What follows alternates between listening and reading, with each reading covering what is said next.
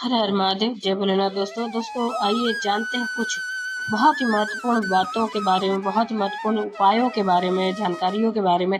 पूज्य गुरुदेव के श्रीमुख से उन्हीं की कथा के दौरान जब वो बता रहे थे तो कुछ अंश को मैं यहाँ प्रस्तुत कर रही हूँ। तो चलिए सुनते हैं उन्हीं के श्रीमुख से बहुत ही महत्वपूर्ण जानकारी। कोई व्यापार नहीं चलता हो, दिक्कत आ रही हो तो हनुमान जी के दूसरे नंबर का भाई गतिमान का स्मरण करो। हनुमान जी के उल्टे पांव का सिंदूर लाकर गतिमान का नाम लेकर स्वस्तिक बना दिया जाए व्यापार वाली जगह पर, तो व्यापार अच्छा चलने लगता है महाराज। कोई व्यक्ति पैसा खा गया, नहीं दे रहा, बहुत परेशान हो गए, मांग मांग कर दे गए, नहीं दे रहा, हाथ जोड़ लिए, पांव जोड़ लिए, सब कुछ कर लिया, नहीं दे रहा, तो हनुमान जी के तीसरे नंबर का भाई रतिमान, रतिमान, गतिमान रतिमान, रतिमान का नाम लीजिए। पीपल के पत्ते पर लाल सिंदूर से जो व्यक्ति पैसा लेकर गया उसका नाम लेकर बहते हुए पानी में अपनी कामना कर रतिमान का नाम लेकर छोड़ दीजिए। 15 दिन में रतिमान ऐसी उतावली मचाता है कि उसको हाथ जोड़कर वो खुद फोन लगाकर बोलता है भैया तेरा मैं पैसा लौटा दूंगा। रतिमान का स्मरण किया जाता है। रतिमान, ध्यान दीजिएगा, पंचमुखी हनुमान का एक स्मरण, पंचमुखी हनुमान का एक भाव।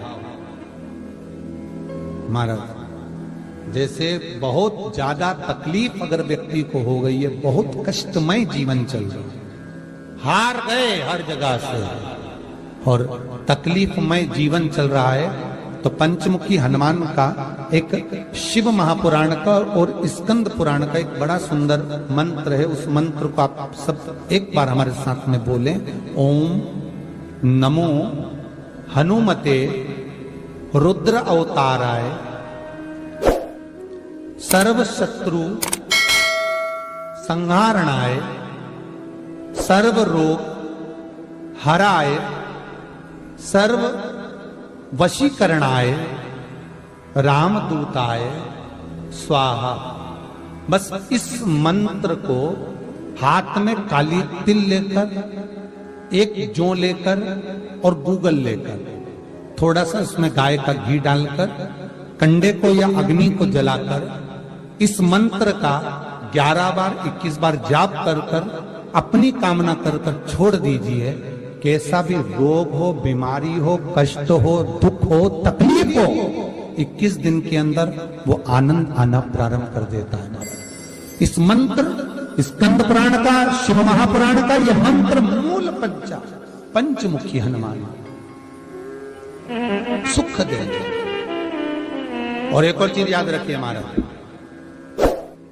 यदि कोई काम के लिए जा रहे हो, कोई व्यापार के लिए जा रहे हो या नौकरी करने के लिए जा रहे हो और लगी नहीं रही, बहुत तकलीफ पा रहे हो, सर्विस ही नहीं लग रही, बहुत कष्टमय हो गया, तो निवेदन करूंगा 5 पीपल के पत्ते पर बेसन के 5 लड्डू घर में बने हुए, गाय के घी के 5 लड्डू रख लो। उस लड्डू के बीचों बीच एक आटे का दिया और उसमें तिल्ली का तेल डालकर इसी मंत्र का प्रयोग कर कर पंचमुखी हनुमान का किसी भी हनुमान के मंदिर में जाकर, दक्षिण मुखी हनुमान के मंदिर में जाकर उसको रख कर आ जाइए। इसके बाद आप उस काम के लिए जाइए, आपका काम सफल हो जाएगा। आपको किसी को नहीं कहना पड़ेगा कि हाथ जोड़ना नहीं पड़ेगा, किसी के पांव नहीं पड़ना पड़ेंगे, तुरंत काम होगा। बस इस मंत्र का स्मरण कर कर पंचमुखी हनुमान का भूतेश्वर जो मंत्र है वो सुख देने वाला। आंकड़े के पत्ते की जो माला होती है, ये माला कार्य की सिद्धि के लिए होती है। इसमें एक एक आंकड़े के पत्ते पर सीताराम लिखा जाता है। मात्र एक पत्ता ऐसा होता है जिस पत्ते पर सीताराम नहीं लिखा जाता। 108 पत्ते में से एक पत्ता, बस उस पत्ते को हथेली में रखकर उल्टा हाथ आपको रखना है और अपनी कामना कर कर उस पत्ते को बांध देना है। ये जरूरी नहीं है कि 25 के बाद बांधो, 50 के बाद बांधो या 100 के बाद बांधो, आपकी मर्जी पड़े। उस खाली पत्ते को कहीं पर भी बांध दीजिए और उस माला को अपनी कामना कर कर श्री हनुमान जी महाराज को समर्पित कर दीजिए। महाराज इसके लिए कोई तिथि, कोई दिन, कोई वार निश्चित नहीं है। बस ये माला जब हनुमान जी को चढ़ जाए तब एक घी का और एक तेल का दिया हनुमान जी के सम्मुख में लंबी बाती का लगा देना महाराज, और अपनी कामना कर कर आप आ जाइए।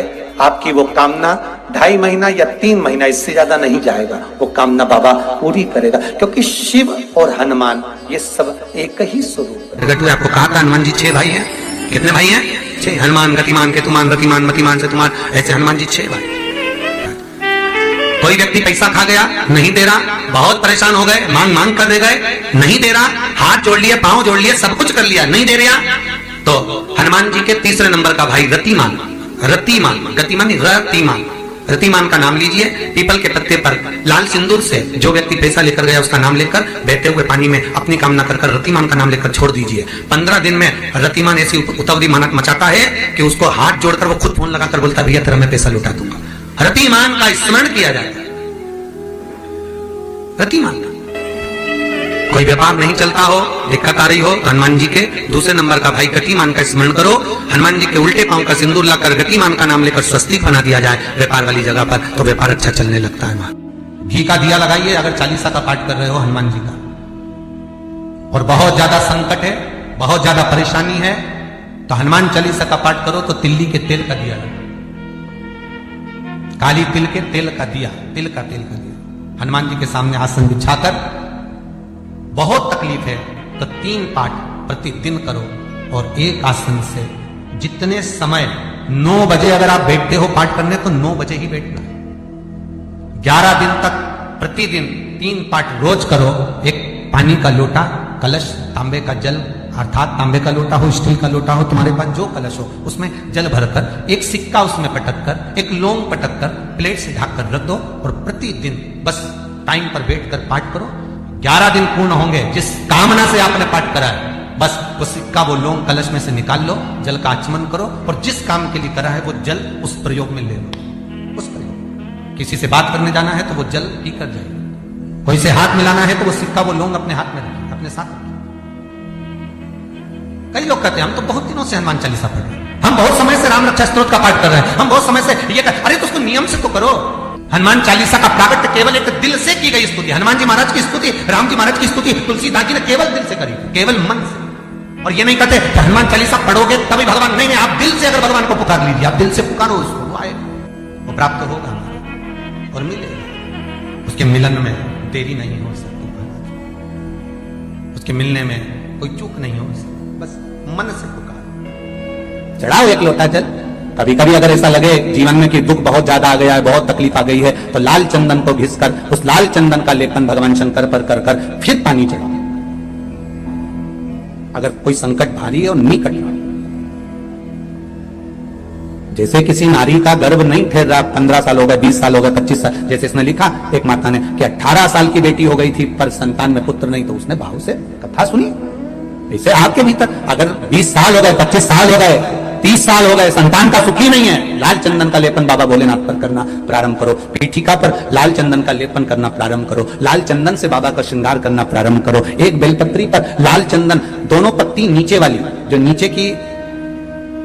नीचे की जो 2 पत्ती होती है इस पे लाल चंदन, और बीच वाली पत्ती पर पीला चंदन लगाकर बाबा के शिवलिंग को समर्पित करिए, बाबा से प्रार्थना करिए, रोज प्रार्थना करो। परंतु एक बात का स्मरण रहे, 25 साल हो गए, 20 साल हो गए, 30 साल हो गए, संतान नहीं, तो पहले जल से अभिषेक कराना, अभिषेक कराकर उस जल का आचमन करने के बाद हाथ को खासा करना, धोना, उसके बाद में फिर वापस बाबा का स्नान कराओ, फिर चंदन का लेपन कराओ, फिर एक लोटा जल चढ़ाकर बाबा का स्नान कराओ। बाबा का बड़ा सुंदर भाव से लाल चंदन से जो अभिषेक करता है, बाबा को लेपन कर कर फिर जल चढ़ समर्पित करता है, निश्चित है उसकी गोदी मेरा देव अधिदेव महादेव जरूर भरता है। निश्चितता है, निश्चितता है। हम तो बेटियों से भी कहते हैं, जिसका विवाह नहीं हो रहा हो, 25 साल, 30 साल, 27 साल, 28 साल, 32 साल, 40 साल हो गए, नहीं हो रहा बेटा बेटी का विवाह, उसे लाल चंदन का प्रयोग अशोक सुंदरी वाली जगह पर 7 बिंदी लाल चंदन की लगाकर 7 बेलपत्र 7 बिंदी पर रखिए, और महाराज अपनी कामना कर कर भगवान से आइए, बाबा देगा, करेगा, 3-4 महीने में विवाह पक्का करेगा। ये लाल चंदन की महत्वता है। शुद्ध रोग बढ़ गया, बेलपत्री के वृक्ष के नीचे दीप लगाना प्रारंभ करो, बाबा से विनती कर कर घी का दिया लगाइए बेलपत्र वृक्ष के नीचे, बाबा से निवेदन करिए, रोग निवारण।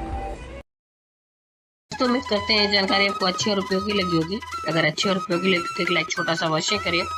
आप पहली बार मेरे चैनल पर आए तो मेरे चैनल को सब्सक्राइब करिए, बेल नोटिफिकेशन अवश्य दबाइए, जिससे आने वाले वीडियो आपको समय से प्राप्त होते हैं। दोस्तों कोई भी प्रश्न या सुझाव कमेंट बॉक्स में लिख सकते हैं। फिर मिलते हैं दोस्तों एक नई जानकारी के साथ नए वीडियो में, तब तक के लिए जय भोलेनाथ, हर हर महादेव, श्री शिवाय नमस्तुभ्यम। धन्यवाद दोस्तों।